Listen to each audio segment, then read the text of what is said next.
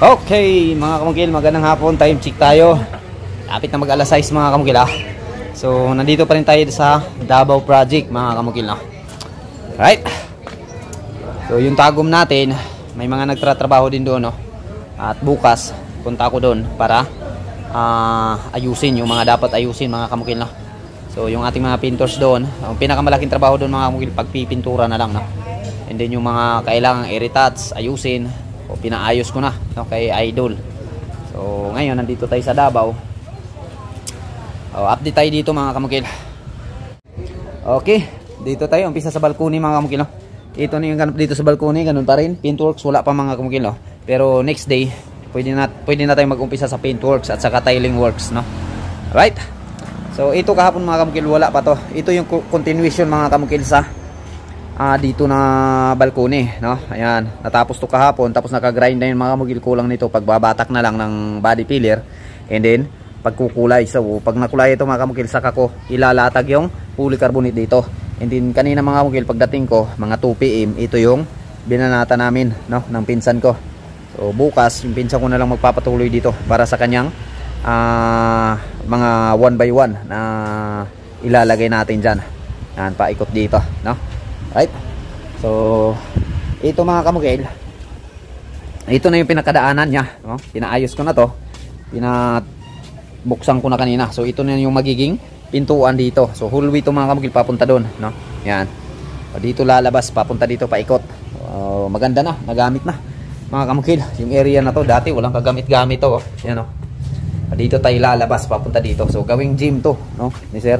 Maglalagay pa tayo ng sabitan ng punching bag dito. Tsaka iba pang mga papagawa pa sir Aero ng lalagyan ng mga gym equipment dito. So tatanungin pa natin kung ano yung mga forma na dapat nyo ipagawa sa atin para sa gym equipment nya. Right. And then pasok tayo dito mga kamukil sa pinakabahay. Ito yung room 3. Yan. Sa room 3 yung update natin dito. Tapos na yung ating cob. Yan So paintworks na lang talaga yung kulang at saka tiling works.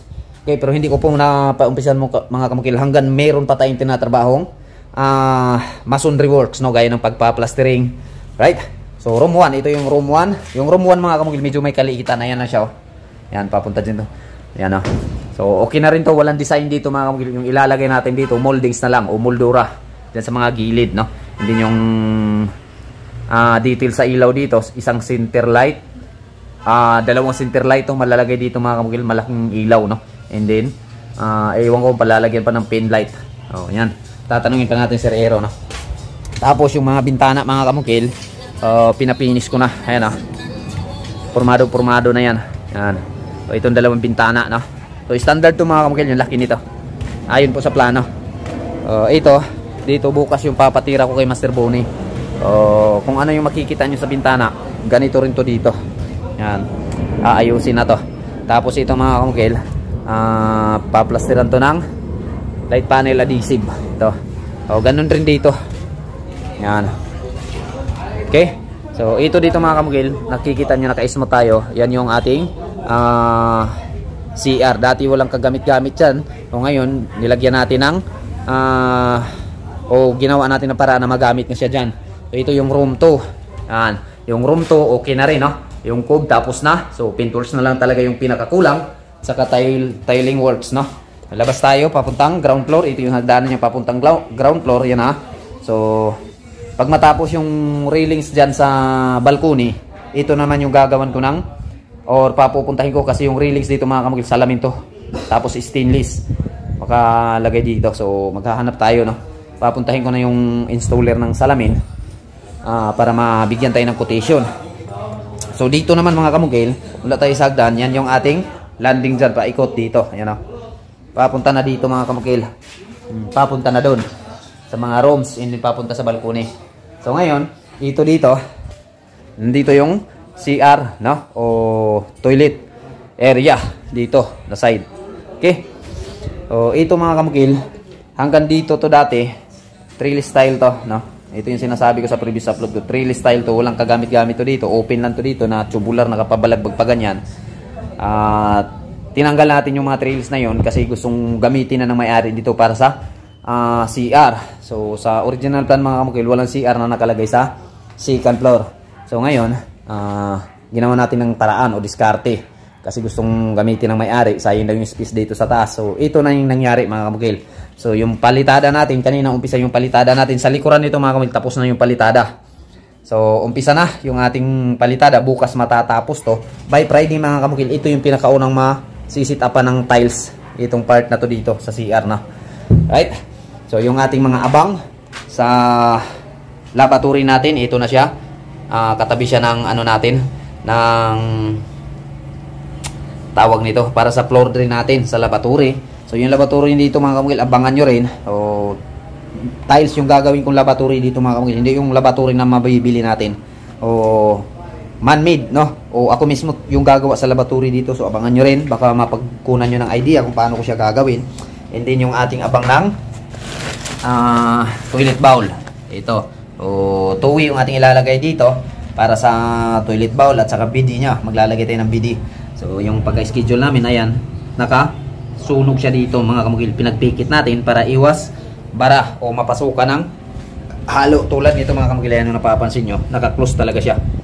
Ayan, para safety, hindi makapapasok yung anumang dumi doon sa ilalim. Kasi yun yung pinakamadalas na problema pagpa-supply natin ng tubig. Minsan yung ibang mga pusit o ubang mga sinusupply ng tubig, mahina yung daloy. Yun pala, may mga buhangin na nakabara. So ito yung paraan para iwas bara mga kamukil. And then dito malalagay yung ating gripo. Tapos ito yung abang para sa gate valve para sa ano, o shower valve para sa shower mga kamukil. So yung shower nito nandun, kita nyo may abang sa taas. Nasa taas ng kisame yung shower, parang rainfall yung banat sa shower dito. Nasa ceiling siya mga kamukil, naka-attach yung ating shower, no? So pag on dito sa shower valve, doon tutulo yung tubig, parang ulan siya. O doon na mismo, doon tayo maglalagay ng elbow na 3D. Tapos doon natin ipapasok yung ano niya, shower, yung pinaka outlet ng shower dyan natin ilalagay. Tapos maglalagay tayo dito ng heater, water heater, no? So napapansin nyo, wala pa tayong convenience outlet na nilalagay. So okay lang yan, at least na-plaster na to. So madali lang naman tibagin to, tiktikan na lang natin para ma-plaster natin na maayos yung mga outlet dito. Okay, yung electrical dito mga kamukil, mga ilaw dyan na lang, no? Paghuhulog na lang yung kulang, nasa taas dyan. So papalabas na lang natin para sa mga lights dito sa toilet dito. Ano, ito na. So yung dating walang gamit na area sana, ngayon pinagbigyan natin, no? O ginawa natin ng paraan na magagamit. So ayan na, ito na yung CR sa second floor. And then baba tayo sa baba, ground floor, no? So may nag-comment din dito, wala daw railing. So ito talaga yung nakalagay sa plano. Ayan nga napapansin nyo, dahil sa sikip ng area, ganito na nakalagay sa original plan, no? Pero maglalagay pa rin ako ng hawakan dito na nakadikit lang siya sa wall, para hindi mahirapan yung mag-akyat, no? Lalo na't mga matatanda, no? Yung maiiwan dito. So nandito tayo sa ground floor. Yung mga pintuan natin nakabit na. So yung kulang na lang pagbabarnish at saka mga doorknob. Yung pinakakulang na lang talaga sa ground floor mga kamukil, paintworks na lang at tile works, no? Hindi ko pa talaga pinaumpisahan yung paintworks at saka tiling kasi meron pa tayong mga kunting pinapalitadahan, no? Concrete works pa tayo. So pagpapalitada. So pagka may palitada pa, sayang lang yung pagbabatak natin o pagpa-primer kung madudumihan siya. So bago ko siya paumpisa ng paintworks, kailangan wala ng masonry works, no? Right? Ito na yung forma natin mga kamukil sa labas, no? Pinakalabas. Ito yung main gate natin, natapos na ni Master Buyit. So ito na yung details ng mga kamukil. Sa original plan to, full swing lang siya. Pag ganyan, tulak-tulak lang, no? So ito, binago namin. Ginawa namin siyang sliding gate. So ayan na siya mga kamukil. Ito na yung forma niya. Kaya sliding gate na siya. Yan. So pwede makapasok yung sasakyan dito mga kamukil. Kasi dati may steps to dito. Yan, may steps siya. O ngayon ang nangyayari, binago ko siya para just for in case kahit motor, bao-bao o bios, pwede makapasok dito. O yan na yung pinaka-forma niya, sliding gate tayo, no? Naka-sliding gate tayo. Yung kulang na lang dito mga kamukil, yan, no? Smooth na smooth. O yung kulang dito mga kamukil, lock na lang niya. Dito lalagay natin. So, ito na yung kabuuan. So by Friday siguro mga kamukil, maka-start na tayo ng tiling, no? Tiling works at saka paint works, pa-start na tayo. So sa taas bukas mga kamukil, yan na lang yung tatapusin. Pagkatapos niyan, primer kaagad. Pagka ma-primer na mga kamukil, pwede natin latagan ng polycarbonate, no? Lagyan na natin ng bubong na polycarbonate. Papunta na dito. Okay. So tapos dito mga kamukil, yung sarado dito, roll up, yung naka details, roll up to. So bali yung magiging pinaka main door dito sa original plan, yun sana yung magiging main door. So ngayon nagbabago, dito na yung magiging main door kasi ito yung gagawin nila ma'am na dining area, ito na part dito. So salamin yung maka details dito, right? Sara natin ito mga kamukil. Ayan na. Sliding gate na siya. Maganda na, di ba? So sa original plan, full swing lang yan. Ayan yan, no? Ngayon ginawa natin sliding gate, napapakinabangan. So yung pagta-tiles namin mga kamukil, mag-umpisa kami sa second floor pababa, no? Para isahang linis na lang. Hindi pwedeng dito tayo sa ground floor mag-umpisa pataas. So baliktad po 'yan, no? So dapat pagka mga dalawang palapag na bahay o tatlong palapag, mula tayo sa taas.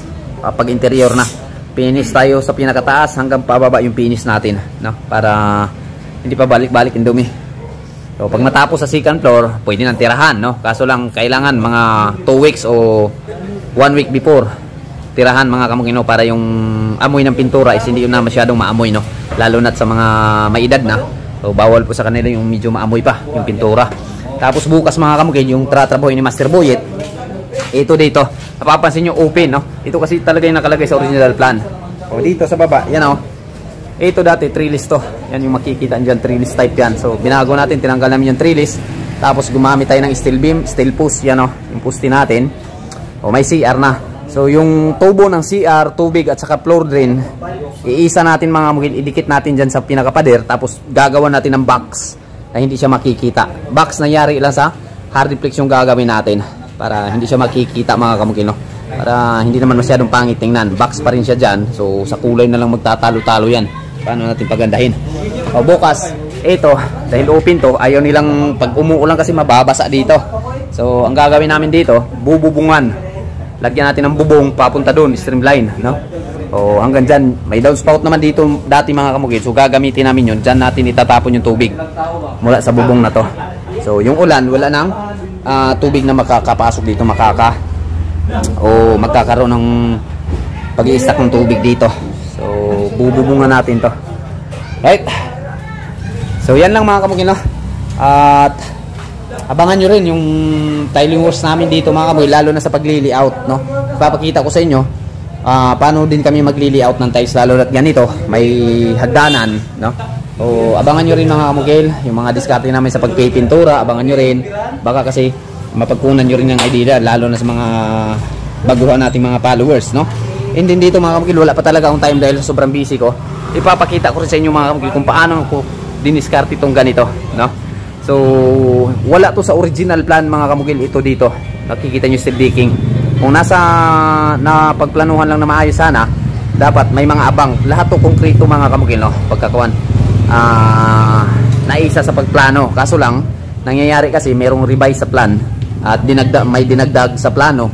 So nangyayari hindi natin naabangan. O diniskarte ko mga kamukil. Sabi ko sa may-ari, tiwala lang, basta kaya namin itong trabahuin dito. O ito nang yung nangyayari. Steel post tayo, steel beam. O hindi po yan I-beam gamit natin mga kamukil. Madalas I-beam ito, channel bar lang to ginamit ko. O pinagdubli ko lang yan mga kamukil. So ipapaabot ko din sa inyo kung paano namin to diniskarte, yan, o. Yan, papunta dito.